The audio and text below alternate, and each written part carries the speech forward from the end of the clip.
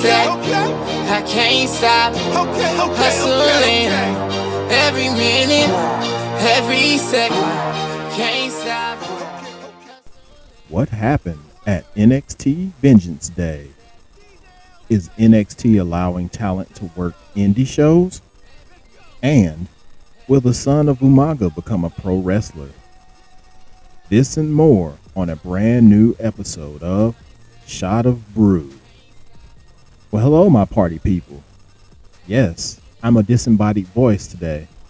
Unfortunately, Yellaboi has become under the weather, so I'm having to do this a little differently, but I'm still committed to bringing all of you stories from this week in wrestling. And of course, I always have to do it for the people, you people. But before we get started, just as usual, make sure that you like, share, and subscribe. Click that notification bell so that you know when the bros will be posting new content. But without further ado, let's get to the news. So February 4th, NXT held their Vengeance Day premium live event, and it was a decent show. The kickoff had nothing of importance, but did have Xavier Woods make reference of his friend Kenny. The show started off with the North American Championship match of the champion Wes Lee versus the challenger Dijak. It was a David versus Goliath match if Goliath had the talent to moonsault from the top rope. It was back and forth until we seen the baby faces of Tony D'Angelo and Stax get involved, saving Lee from a moonsault to the outside while Lee was trapped in a chair. Lee retained, and Dijak left the match with, and warning for those with weak stomachs, this. We followed that up with the women's tag team match for the championship.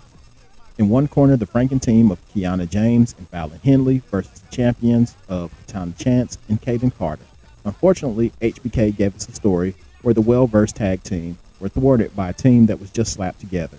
At the conclusion, we saw Henley pinning Chance and Kiana James holding down Chance's leg from outside to declare new NXT Women's Tag Team Champions of Kiana James and Fallon Henley. Next up was some Instagram stuff with Drew Gulak and his new protege Hank. Then Lyra Valkyria cut a promo on Cora Jade for an upcoming match on NXT TV. After that, it was the 2 out of 3 falls match between Apollo Crews and Carmelo Hayes. Hayes, as he's done previously on premium live events, he'd come to the ring with an NBA-style entrance of all his accomplishments. As you would think, both men went beat for beat with each other, and of course you had some funny business with Trick Williams ringside. There were some funny spots in the match, which included watching Trick Williams pray on the outside and then the flipping DDT maneuver that Apollo hit on Hayes. Melo won his first fall with a crossface, and as we moved to a possible second fall, we seen the returning commander, Dabakato, return to seemingly aid Apollo. However, Melo hits a top rope leg drop to Apollo to win 2 falls to none. After the match, Kato turns on Apollo, hitting him with a sit-down Baldo bomb. 4-way tag team match for the NXT Men's Tag Team Championship was up next, and it featured Chase U versus Pretty Deadly versus Gallus versus the champions New Day. It was a lot of chaotic and frenetic fun, and the crowd was heavily behind the New Day and hometown boy Andre Chase. However, the end comes as Gallus hits a double team maneuver on Xavier Woods to secure the win, and to Booker T's enjoyment, your new NXT Tag Team Champions, Gallus. After that, we had the triple threat for the NXT Women's Championship that pit Toxic Attractions Gigi Dolan and JC Jane against the champion Roxanne Perez. Most of the match, Toxic Attraction worked together. However, as most expected, there were some moments of malfunction at the junction, and the tag team butted heads. At one point, literally. The conclusion saw Dolan go tail first into a table set outside the ring, and Perez hitting Jane with an avalanche pop rocks to retain her championship. And in our main event, we saw the NXT champion Braun Breaker defend against challenger Grayson Waller. Waller walked to the ring with a chainmail like Scott Steiner, which made me laugh. And this was a steel cage match that the added stipulation was made that the match could only be won by pinfall or submission. This match kind of plodded along, but after Braun Breaker hulked out of being tied up in the ropes, he delivered 2 huge spears to Waller, retaining the championship. As the lower third appeared, Carmelo Hayes and Trick Williams emerged from the back, setting up a potential face-to-face at Stand and Deliver to end the show. And while still on the subject of NXT, earlier in the day, Brian Alvarez of the Wrestling Observer reported that NXT performers would be allowed to work indie shows after finding out that Diamond Mine's Ivy Nile would be working Booker T's Reality of Wrestling. However, during the Vengeance Day press conference, Sean Ross Sapp of Fightful.com specifically asked HBK Shawn Michaels about this, to which Michaels said that it was a one-time deal. After further digging, Dave Meltzer of the Wrestling Observer cleared it up and stated that if Ivy Nile does well at Reality of Wrestling, it may open it up for more events of the NXT superstars going to the indies. But whether it ends up happening is no one's guess. And speaking of guessing, who guessed that there would be a potential that Umaga's son would follow in his father's footsteps in the professional wrestling business? Now, Muscleman Malcolm from WrestlingNews.co interviewed Zilla Fatu, son of Umaga, who recently signed up for the aforementioned Booker T's Reality of Wrestling School in December. As he was asked about becoming a professional wrestler, he stated, quote, "To be honest, when I was in prison, I really didn't have it on my mind. But when I came home and I saw that my family was on top of the business, I'm thinking, why not?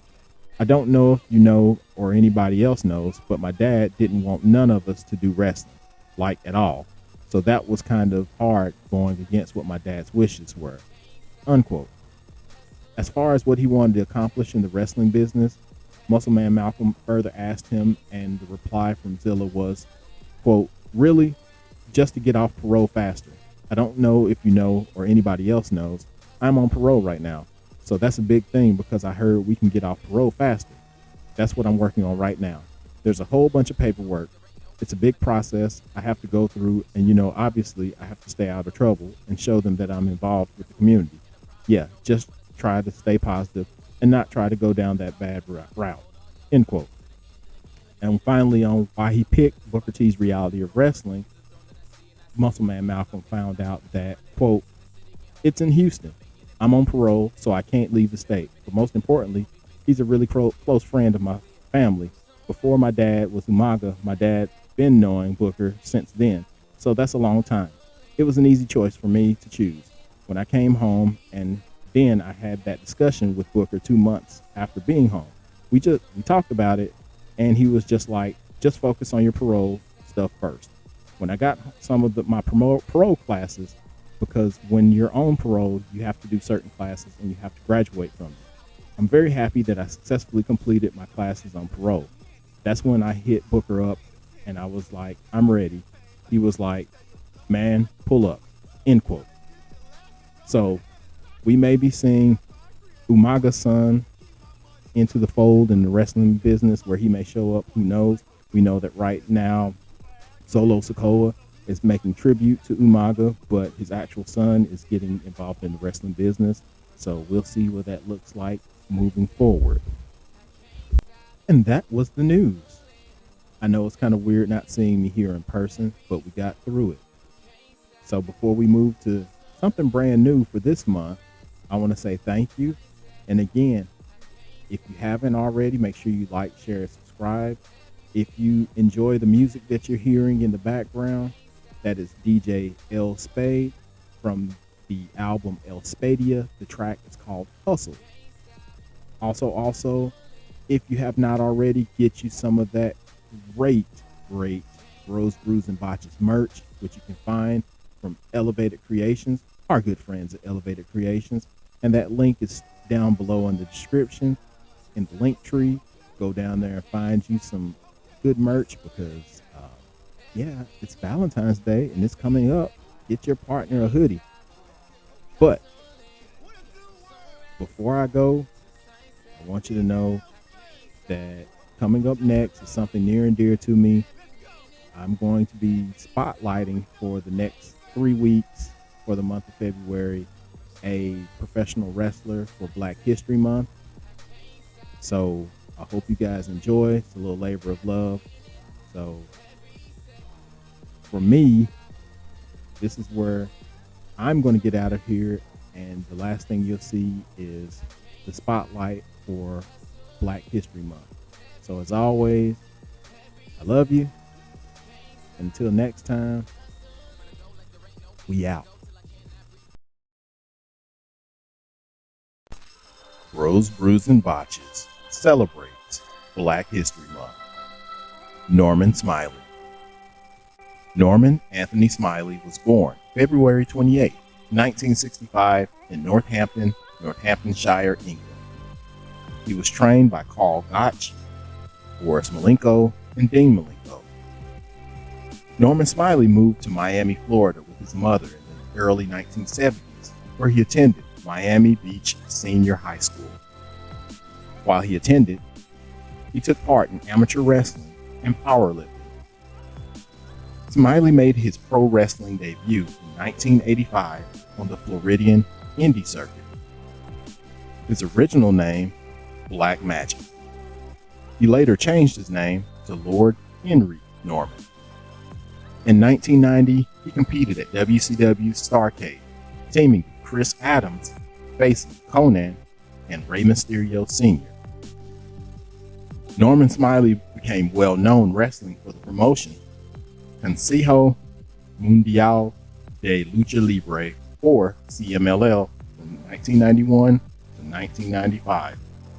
There, he won the CMLL World Heavyweight Championship. Smiley held the CMLL World Heavyweight Championship for 219 days. Smiley also wrestled a stint in ECW before going to where he found his most notoriety, World Championship Wrestling. He returned to WCW and stayed from 1997 to 1999. There, he was a member of WCW's active roster. He made his WCW debut October 9th, 1997, in the taping of Pro, where he defeated Manny Fernandez. He was removed from TV for a short while after World War III pay-per-view, and on February 9th, 1998, he returned, showing up on Monday Nitro with a new gimmick, which saw him perform his most infamous dance, the Big Wiggle.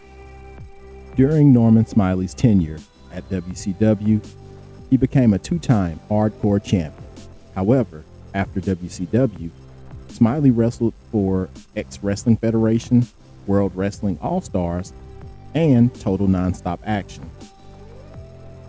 In February of 2007, Smiley seen his last match with TNA as he teamed with Shark Boy in a losing effort to LAX. Later on in 2007, Smiley moved to Orlando and began working as a trainer for the WWE at their enhancement promotion, Florida Championship Wrestling.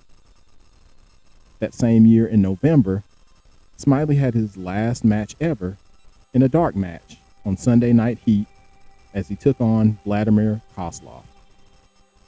Currently, Smiley still works diligently as a trainer for the NXT brand with WWE, making sure he puts his experience and knowledge for the next group of upcoming superstars.